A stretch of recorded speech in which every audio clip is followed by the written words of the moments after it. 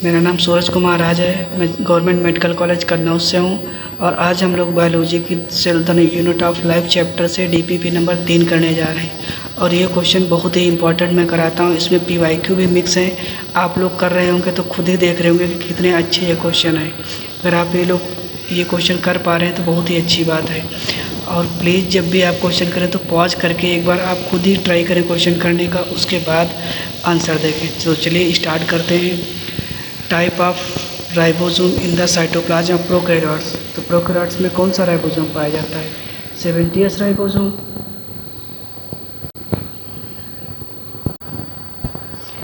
Nuclear envelope is not present in. Nuclear envelope किसमें नहीं पाया जाता है? बैक्टीरिया जो होते हैं उसमें न्यूक्लियर एनवेलप नहीं पाया जाता है। तो बेसोफिल सेल, सैक्रोमाइसिस अमीबा इसमें पाया जाएगा। लैक्टोबैसिलस ये एक प्रकार का बैक्टीरिया है, इसमें नहीं पाया जाएगा।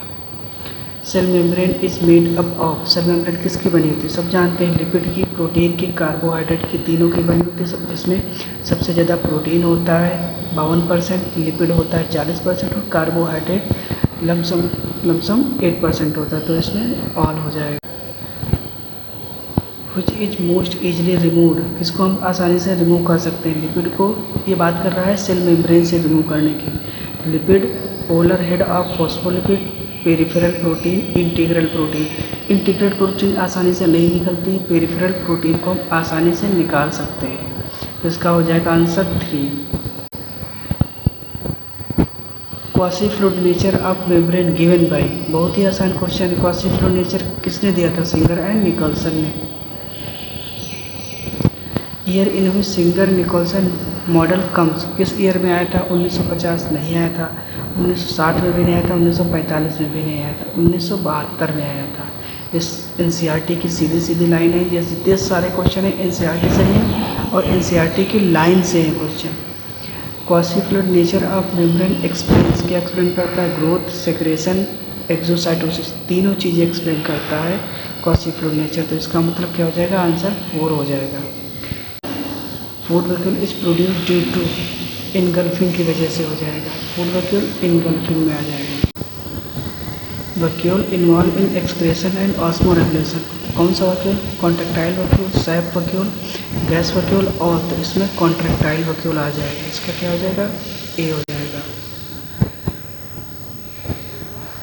Not present in eukaryotes. Eukaryotes में कौन नहीं प्रेजेंट होता है? माइटोकॉन्ड्रिया प्रेजेंट होता है, राइबोसोम प्रेजेंट, राइबोसोम तो दोनों में प्रेजेंट होता है। सैप वैक्यूल सिर्फ और सिर्फ ये यूकैरियोट में पाया जाता है और गैस वैक्यूल सिर्फ और सिर्फ प्रोकैरियोट में पाया जाता है। इसका हो जाएगा gas vacuole. Which is not true about DNA of mitochondria. Single DNA होता है माइटोकॉन्ड्रिया में, बिल्कुल सही। सर्कुलर डीएनए होता है, बिल्कुल सही। एनसीईआरटी की लाइन है। डबल स्टैंडर्ड, बिल्कुल सही। सिंगल स्टैंड डीएनए नहीं होता है, इसका बी वाला हो जाएगा। माइटोकॉन्ड्रिया में कौन सा डीएनए होता है? Single, circular, double standard DNA ये है।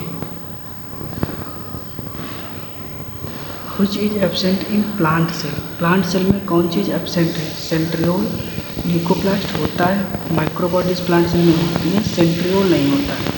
सेंट्रियोल एनिमल सेल में होता है। तो इसका ए वाला हो जाएगा।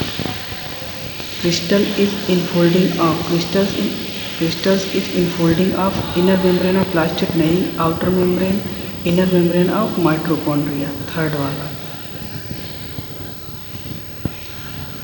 क्रोमोप्लास्ट नॉट हैव, क्रोमोप्लास्ट के पास क्या नहीं होता है? पिगमेंट होता है, कलर होता है, कैरोटीन होता है, क्लोरोफिल नहीं होता है उसके पास। क्या नहीं होता है? क्लोरोफिल उसके पास नहीं होता है। 9+2 arrangement present in flagella of Escherichia coli, flagella of Chlamydomonas, cilia Paramecium. तो इसका बोथ हो जाएगा, फोर्थ वाला, बोथ बी एंड सी। इसका कौन सा हो जाएगा? Both B and C, fourth. Omnis cellula is cell theory, modified statement of cell theory, cell definition none. तो ये क्या हो जाएगा? Modified statement of cell theory. Modify किया था किसने? रुडोल्फ वर्च्यू ने इसको मॉडिफाई किया था। सेलेक्ट द मिसमैच, मिसमैच में क्या ही हो जाएगा? क्रोमेटोपोर्स ब्लू ग्रेन एल्गी में पाए जाते हैं। फूड वैक्यूल्स प्रोटिस्ट में पाया जाता है। डायनोफ्लैजिलेट्स यूकैरियोट्स होते हैं, बिल्कुल सही।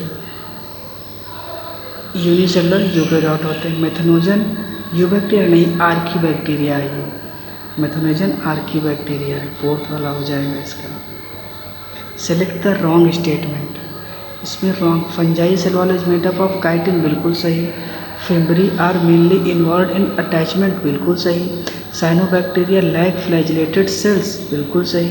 Mycoplasma is parasitic in plant not in animal, mycoplasma दोनों पे पैरासिटिक होता है, प्लांट एंड एनिमल बोथ पे। तो इसका फोर्थ हो जाएगा, नॉट करेक्ट पूछा है। A cell organelle containing ribonucleoprotein, lysosome, microsome, mesosome, ribosome. तो इसका क्या हो जाएगा? राइबोसोम, क्योंकि राइबोन्यूक्लियोप्रोटीन राइबोसोम में ही पाया जाता है। Mitochondria and chloroplast are double membrane organelle having single circular DNA, have 70 ribosome for protein synthesis. तो इसका कौन सा हो जाएगा? डबल मेम्ब्रेन ऑर्गेनल दोनों होते हैं, हैविंग सिंगल सर्कुलर डीएनए, बिल्कुल सही। Have 70 ribosome for protein synthesis, बिल्कुल सही। 70 राइबोसोम दोनों में पाया जाता है, तो इसका हो जाएगा both A and B are correct. इसका थर्ड वाला, both A and B are correct.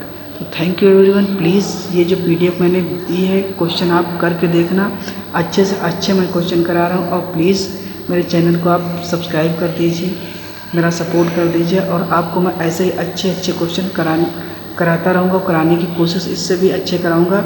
और कोशिश करूँगा कि मैं अब स्टेटमेंट बेस्ड वाले क्वेश्चन भी आपको कराने की कोशिश करूँ, क्योंकि वो भी क्वेश्चन आते हैं स्टेटमेंट वाले, ऐसा रीजन वाले।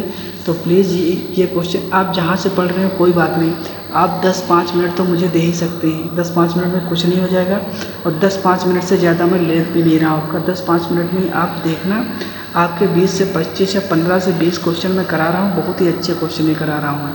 सो प्लीज़ आप पहले इनको देखिए, करिए, फिर जाके ऑप्शन पे देखिए कि मतलब सही है कि नहीं, आपको खुद लग रहा हो कि ये अच्छे क्वेश्चन है।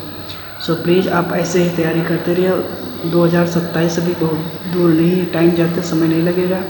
और जितने ज़्यादा क्वेश्चन आप करेंगे उतने ही ज़्यादा आप नीट 2027 के करीब पहुंचेंगे। मेडिकल कॉलेज उतना ही जल्दी आपको मिलेगा। क्वेश्चन प्रैक्टिस नीट में बहुत ज़रूरी होता है।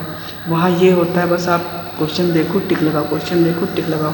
इतना फास्ट जब आप तैयार हो जाओगे, प्रिपेयर हो जाओगे, तभी जाके आपका सिलेक्शन होगा। आप देखे होंगे कि कितना टफ पेपर आया था, उसके बाद बच्चों के कितने अच्छे मार्क्स आए हैं।